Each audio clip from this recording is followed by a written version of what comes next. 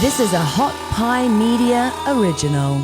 We have a dysfunctional relationship with politics. We have a dysfunctional relationship with politicians, I think. I think it's completely screwed up. I've shared that before. But, and hear me out, I hope this has the impact on you that it had on me. I think everything about this, at least for me, was contained in about 3 seconds. And it was an image. Images, of course, make everything more dramatic. We're used to that. Me ranting about something, or you reading about something, or hearing something is not going to carry the same effect as if you get the image or the images. So I'm going to do the best I can to paint the image, because it was pretty startling for me. So I'll use imagery to make the point.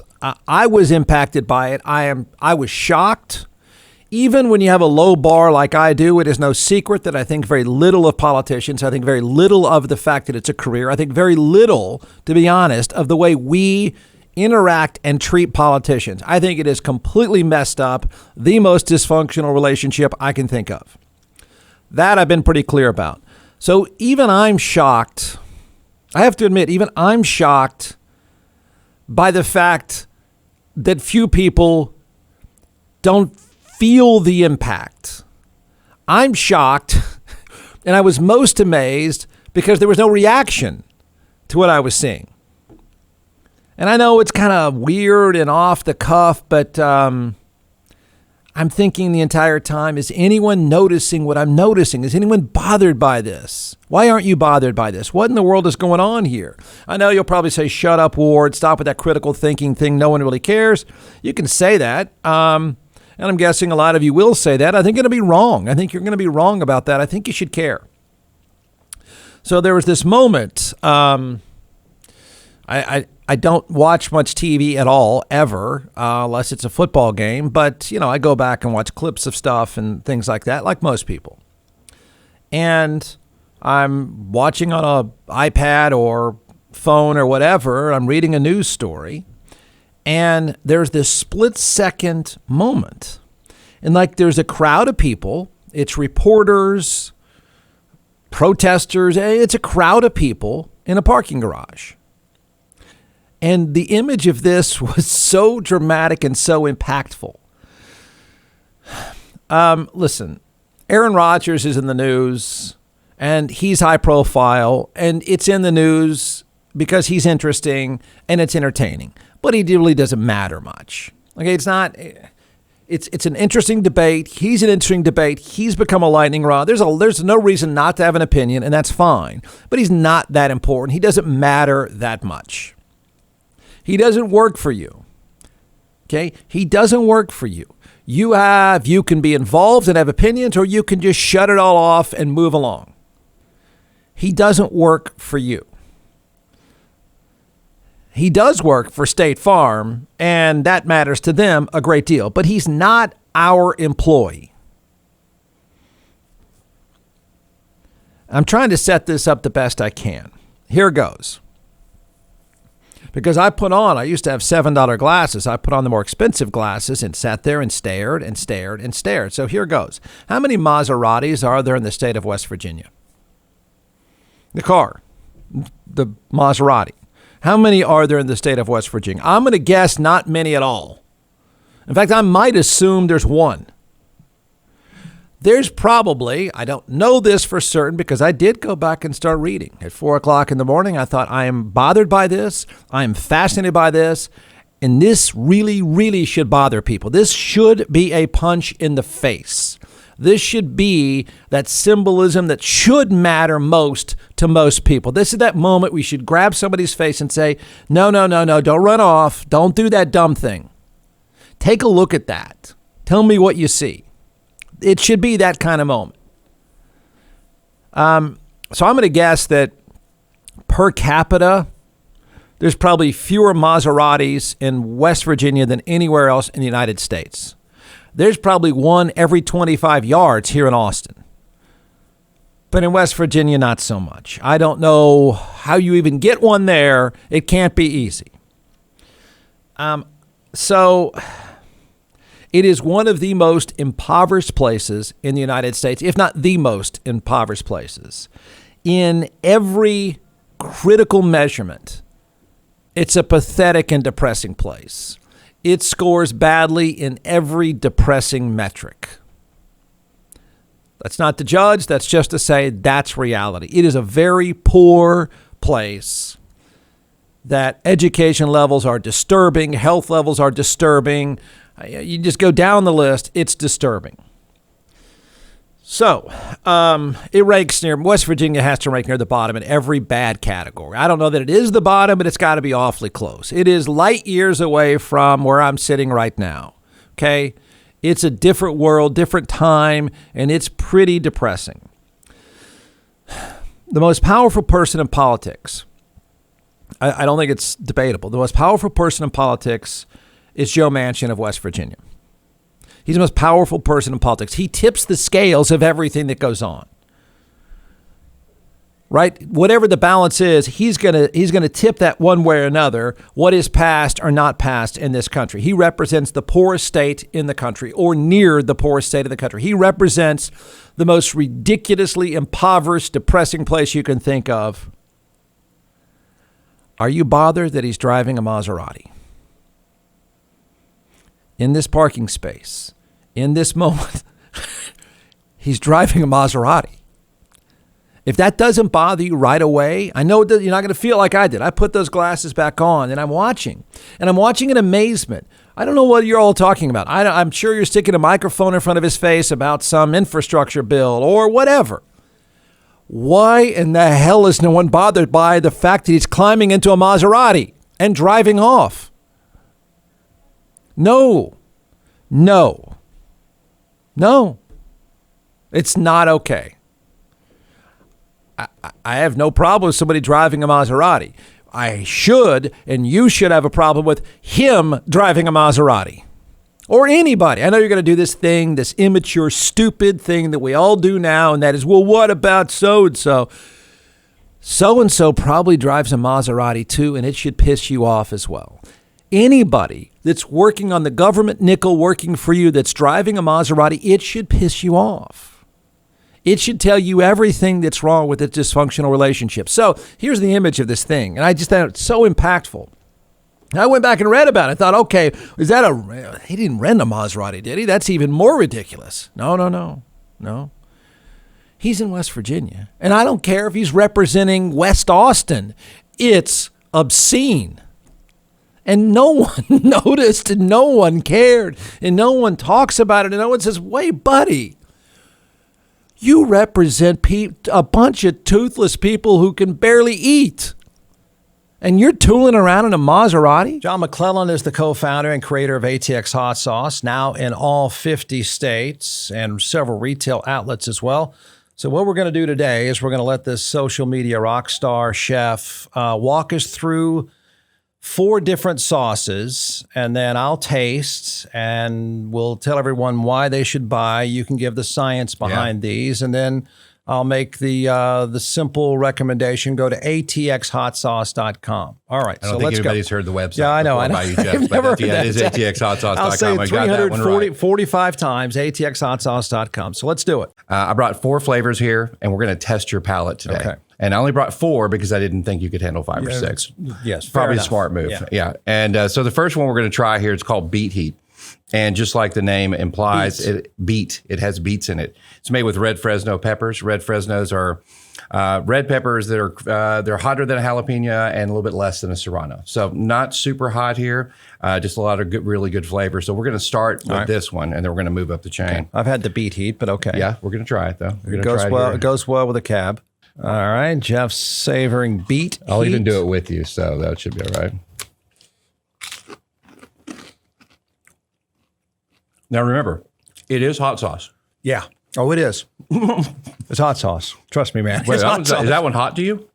No. A little. Yeah. The great thing with the fermentation process is you get a bunch of the flavor right up front. Yeah. And then the heat comes, but then it dissipates pretty quickly, especially with the red Fresnos. You know, this is not a very spicy one, but it is a very tasty one. Goes on great on sandwiches. Beet Heat. Beet Heat. B-E-E-T. Heat. All right. Go to atxhotsauce.com. That's right. You work for the taxpayers, you jackass. And you don't care? So I don't know any other way to drive to Port Home, so I put the glasses back on. I think, hey, whoa. Has he been driving a Maserati this whole time and no one ever said anything about it? So I take hour after hour looking up articles, trying to research. I think, wait a minute, man. Yeah, finally I found somebody else noticed. Vice.com, headline, of course Joe Manchin drives a Maserati. Oh, yeah, of course he does. Only one other person noticed. Don't you think he'd be ashamed? There's nothing wrong with making a lot of money. There's nothing wrong with owning a nice car. There's something very wrong with it when you work for the taxpayers and you work in the poorest state in the United States and no one cares. How does some toothless West Virginia resident take that? Yeah, I hear you, Senator. Yeah, those jobs are coming back. He made $500,000 from a coal company last year.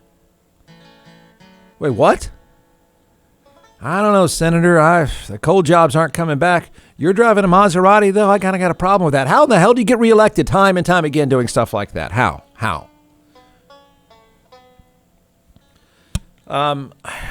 I know most people are going to say, well, it's not that big of a deal. Yeah, actually, it really is a big deal.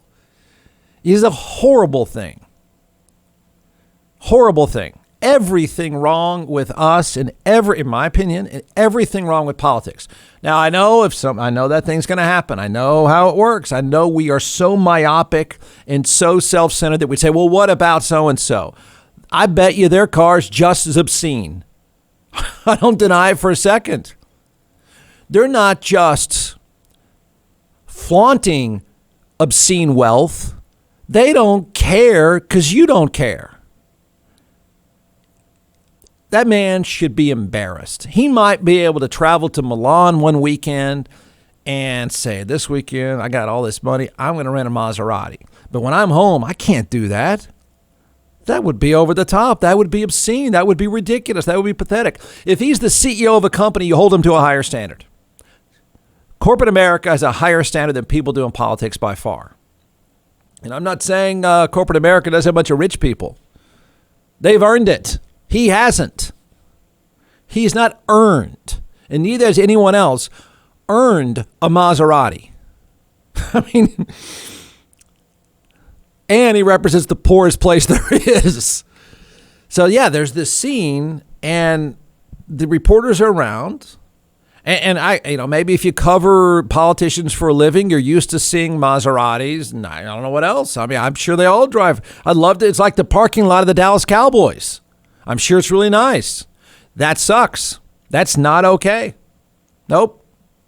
Here's why it's not okay. Here's where we're going to disagree. Here's why you should be bothered by this, and I'm sure we can apply, and I have no problem applying the same standard to everyone else.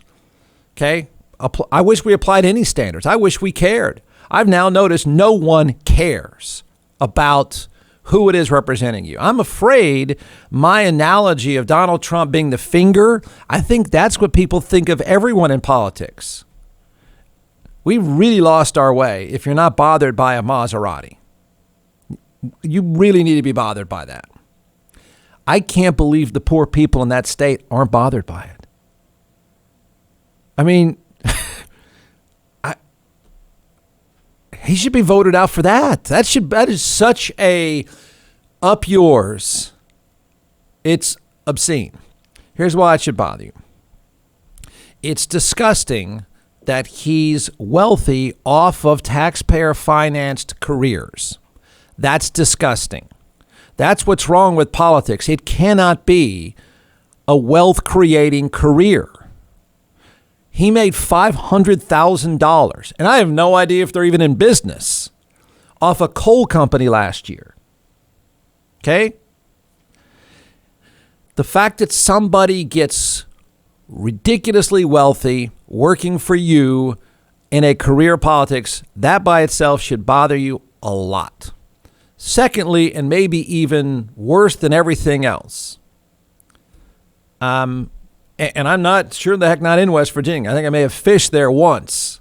It's a horrible place, except for the fishing. But the fact that he doesn't care how it looks may be the worst part of all. And I'm sure every other one is just like him. I assumed the lowest. We have the worst relationship you could ever have between employer and employee. It is the most upside down relationship that you could ever imagine. And don't tell me that so-and-so drives a Porsche. I'm sure they do. And that should disgust you as well. That parking lot should be full of a bunch of people waiting on the bus. Not Mercedes and Maseratis. They're not the cowboys. They should be waiting on the bus. And you know why they should wait on the bus? Because they should be terrified that you're going to think they suck if they climb in a Maserati. The fact that this man isn't bothered by the fact that it's a bad look, that he should be embarrassed about tooling around in a Maserati, first of all, he's representing you, the taxpayer. He's the most important person right now in all of politics, the most powerful person. And oh, by the way, he represents dirt poor constituents. And he's tooling around in a Maserati and doesn't care. He doesn't even know the difference. Shouldn't he be concerned with how it looks? Right? I mean, that's what's messed up about the whole thing. Management by fear is not a good concept. But you ought to be at least worried what your employees think. No. Yeah, your employer should be concerned about what you think. The impression, the sign sent, all that stuff. He doesn't care. Neither does anyone else. They don't care because you don't care. I found one mention of a Maserati, this guy driving a Maserati. And the fact that he's representing West Virginia is even more insane. I mean, it just, at best, somebody should be in a Ford Taurus.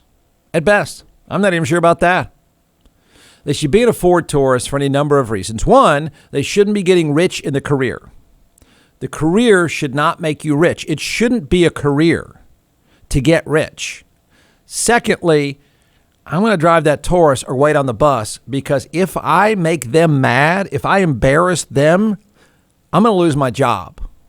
Both of those things should be in play, and neither of them are. From the Hot Pie Media Studios in Austin, Texas, it's The Jeff Ward Show. Listen at jeffwardshow.com.